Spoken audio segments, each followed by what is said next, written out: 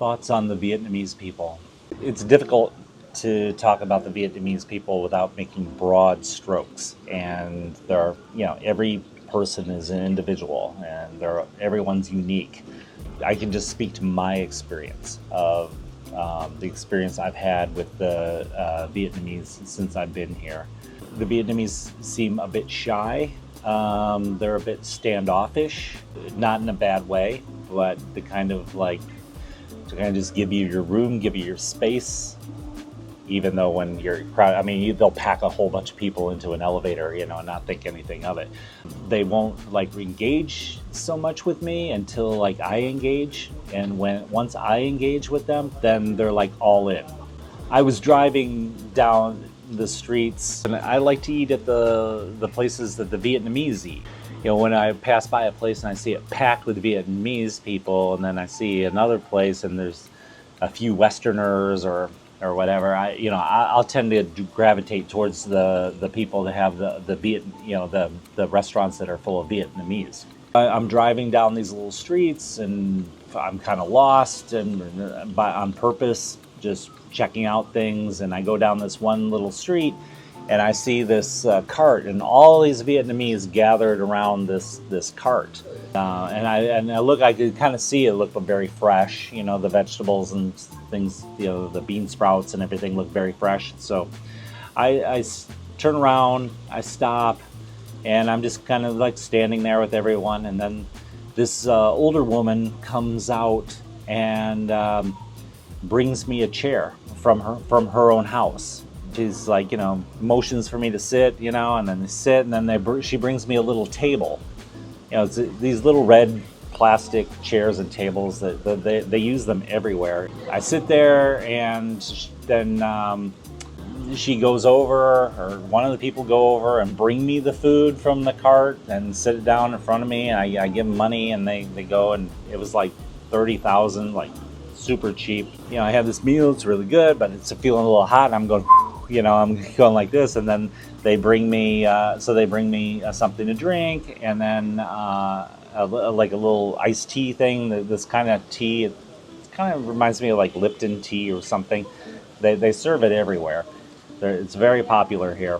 And yeah, she brings me that, and then this other guy comes over, and this man, and he brings me napkins. Yeah, I eat, and all these Vietnamese people are talking to me. I'm using Google Translate, and I found out that Google Translate isn't so good.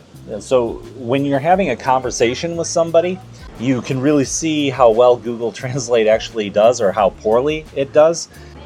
Because I keep thinking I'm talking to it, and then I play it, or I have somebody read it who's Vietnamese, and I'm thinking whatever I said is translating. When people are talking to me and translating it back, how bad it is.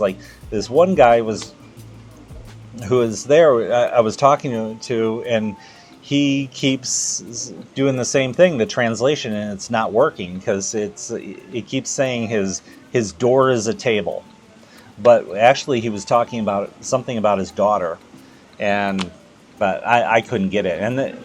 And certain people it translated better than others. There's this one woman who was doing this translate, and nothing made sense. Everything she said into Google Translate, nothing made. It was absolute gibberish.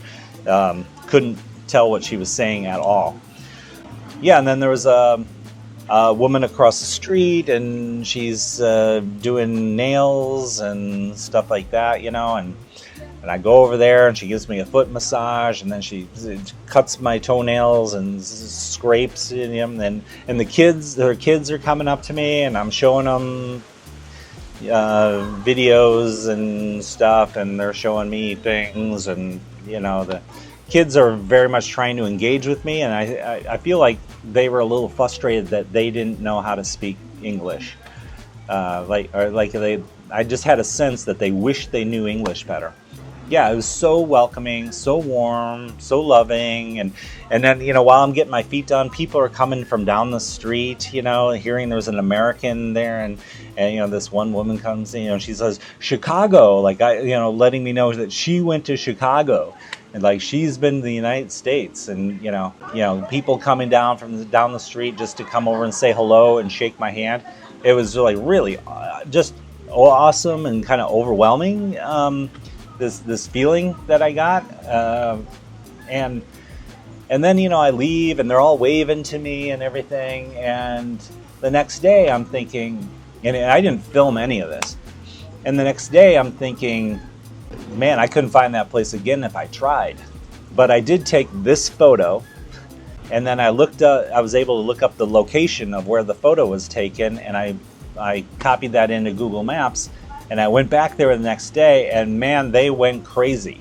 They're coming out, they're bring me table chairs, they're peeling me fruit, all kinds of different fruit. They won't let me pay for anything. They're bringing me coffee. Yeah, the day before they had brought me coffee too and wouldn't let me pay for it. And the kids are all excited to see me and felt like they, hadn't seen me in forever and I was some long lost friend or something, So, I hung out there and said goodbye. The kids, and they're wanting to know the YouTube channel so they can subscribe and stuff, and or watch the YouTube videos. And I told them that you're going to be on YouTube, because. Or pretty much, I did some filming while I was in there. Now I feel like drawn, like I need to go back. Like every time I come to Vietnam or Da Nang, I need to drive down that street and go see these people again. Very friendly. So as soon as you engage, they engage, but they're kind of waiting for your cue.